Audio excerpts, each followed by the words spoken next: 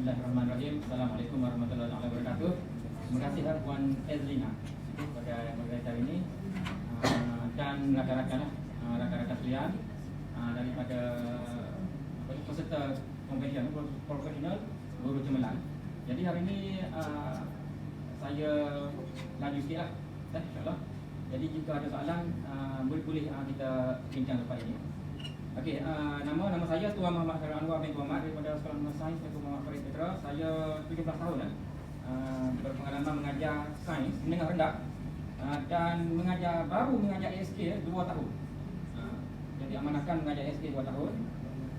Kajian tindakan yang saya lakukan ini secara berkumpulan, bukan saya seorang. Ketua panitia saya memberi idea. Jadi saya hanya kami bersama-sama lah melengkapkan kajian ini. Tajuknya ialah meningkatkan penguasaan pelajar dua agama sains tingkatan 2 mengenai proses pencernaan manusia menggunakan MDSM. Pertama kali kita dengar MDSM itu apa? Sebenarnya kita ubus Y raja ringkas saja. Jadi kita tengok seterusnya. Kalau dari bahasa Melayu, maksudnya model sistem pencernaan yang kita ubah. Apa yang kita ubah itu? Cuba kita tengok di sini. Okey, sebelum itu saya nak berkongsi dari segi apakah model yang saya gunakan, iaitu saya guna yang asas tu yang gelung Lewin. Saya guna Lewin. Yang pertama merancang, yang kedua bertindak, yang ketiga yang saya laju sikitlah memerhati, yang keempat merefleksi. Okey, tapi saya combine dengan gelung untuk kemis dan McTaggart kita melakukan tinjauan awal.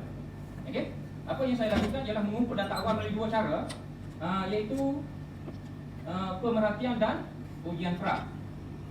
Isu yang saya kena pasti di sini ialah tajuk ini pelajar menghadapi masalah mereka tertukar mengenal pasti kedudukan organ-organ dalam sistem pencernaan. Sebenarnya objektif yang ditetapkan ialah objektif umum dan objektif khusus. Kumpulan sasarannya ialah kumpulan pelajar tingkatan 2 lah. Nama kelas di sekolah saya itu Gamma. Okey, kalau kita tengok di sini refleksi yang lalu, pelajar tidak mengingati organ, fungsi dan prosesnya. Kalau yang ingat tu mereka tertukar antara pancreas, antara duodenum, mereka masih ragu-ragu. Selain daripada itu mereka gagal menyatakan nama organ. Okey. Seterusnya dalam setiap organ pencernaan kita ada tindak balas tertentu. Jadi memang apabila mereka organ pun mereka tak ingat, mereka tertukar, mereka menghadapi masalah untuk memadamkan tindak balas yang berlaku. Okey, fokus kajian saya timbul daripada kesukaran pelajar-pelajar menentukan kedudukan susunan organ yang, kerana susunan organ ni dia dekat. Kalau kita tengok raja di sini, usus, perut semua ni, usus kecil, hati, pankreas. Kalau dalam susunan sebenar dia macam ni, dia berlingkaran, dia dalam bentuk timbunan.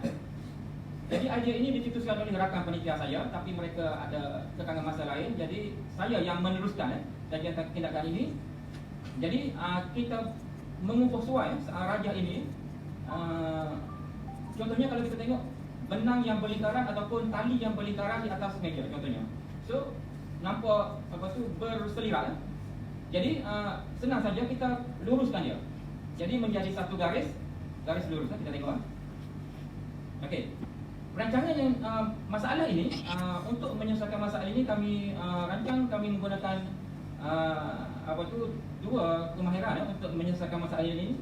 Yang pertama, kemahiran computational, salah satu teknik pemikiran yang digunakan, teknik kemahiran computational dalam SK pelajar tingkatan 1 belajar asas ini, iaitu generalization ataupun pengitlakan. Okey. Selain daripada itu, sekolah saya sebenarnya, Sekolah Menengah Sains Tengku Muhammad Farid Petra, adalah IBWS. IBWS ini ialah International Baccalaureate World School. Salah satu gugusan kemahiran yang kami aplikasikan ialah Approach to Learning, ATL. Di dalam itu ada critical learning, kemahiran berfikir secara kritikal. Dia ada kesinambungan dengan kemahiran computational pengitlakan. Jadi salah satunya caranya ialah menggunakan model dan simulasi untuk menerangkan sistem dan isu yang kompleks. Okey, objektif umum, kita tengok objektif umum, meningkatkan penguasaan para murid dua agama untuk standard kandungan sistem pencernaan Lepas tu mengasihkan strategi pengajaran dan pembelajaran yang berkesan untuk membantu murid menguasai kandungan mata pelajaran. Saya lagi sikit masa mungkin murid kita.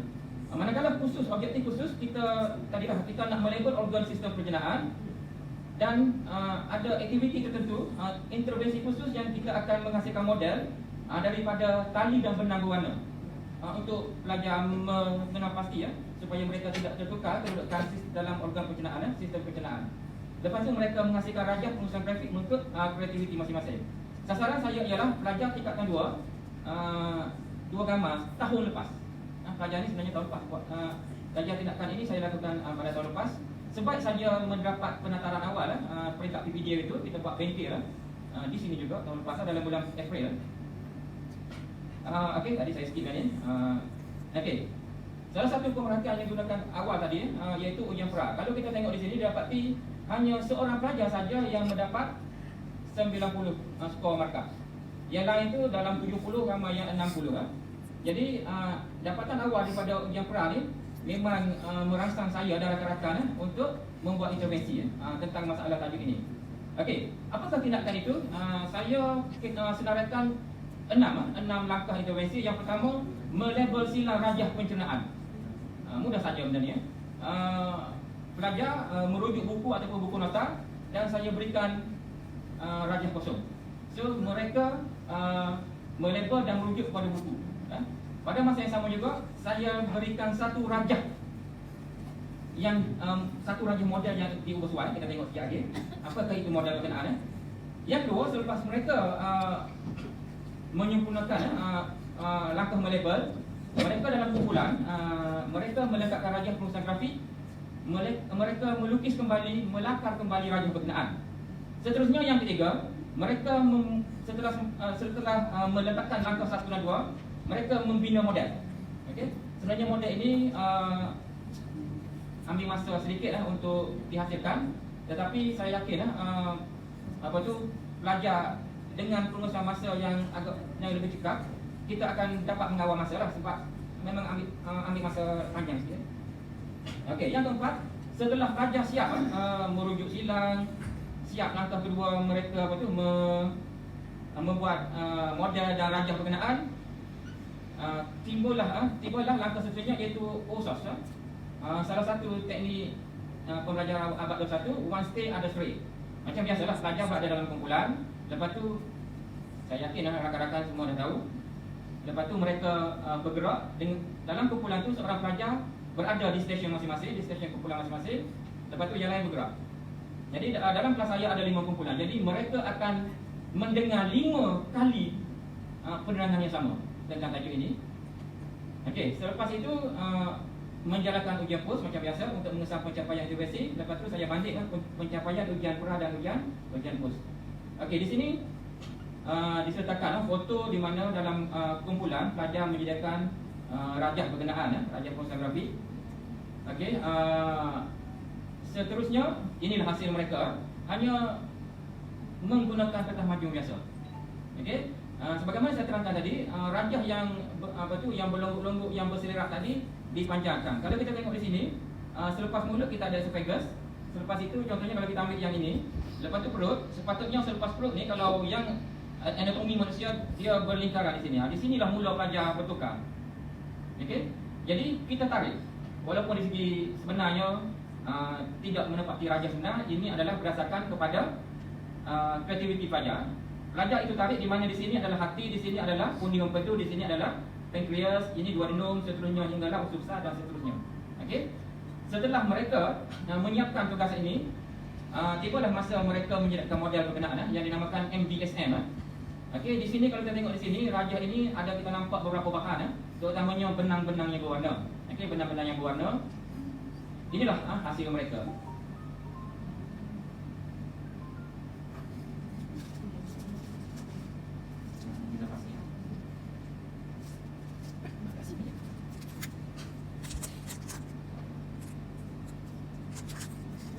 Okey, kita nampak mudah saja, nampak macam ke anak-anak mungkin sesuai untuk belajar sekolah rendah atau apa semua. Tetapi kami berfikir inilah setakat ini kajian yang kami lakukan, cara intervensi yang agak kata apa, yang memuaskan hati kami lah. Setelah kita menjalankan ujian POS. Okey, di sini sebenarnya memang saya akui memang mengambil masa sebab kita menggunakan benang, pelajar perlu menyusun, lepas tu pelajar perlu letak gam apa semua. So kita pada cara dengan saya supaya tidak mengambil masa dalam kelas, kita membantu dan membimbing pelajar untuk menyiapkan raja ini. Lepas tu apabila semakin siri-siri kelas seterusnya, semakin banyak raja model ini akan terhasil dan insya-Allah lepas ni akan menjimatkan masa. Mula-mula nak buat tu pelajar keliru tak nampak dan mungkin mengambil sedikit masa. Okey, sesungguhnya ini adalah ustaz one stay ada stray. Sambil-sambil pelajar round tu cikgu pun stray jugalah. Mungkin setelah cikgu tu lenguh kaki baru kita pun stay juga. Okey, kita round, kita membimbing salah seorang pelajar tadi menerangkan kepada rakan dari kumpulan lain tentang tajuk ini. Cikgu, saya sebagai guru macam biasalah kita bergerak dari meja ke meja untuk membimbing pelajar dalam proses dalam aktiviti kumpulan ini. Okey, pada minggu berikutnya kita meneruskan dengan ujian POS. Okey, kita meneruskan dengan ujian POS. Kalau tengok di sini didapati bahawa berbanding dengan ujian pra hanya seorang pelajar yang mendapat lebih daripada 90% skor markah. Di sini setelah intervensi dilakukan, dapati 19 orang satu peningkatan yang mendadak. Okey. Alhamdulillah. Nampaknya memang objektif kita tercapai lah. Kalau kita tengok di sini perbandingannya, yang kolom di sini adalah ujian pra, kolom di kanan adalah ujian POS.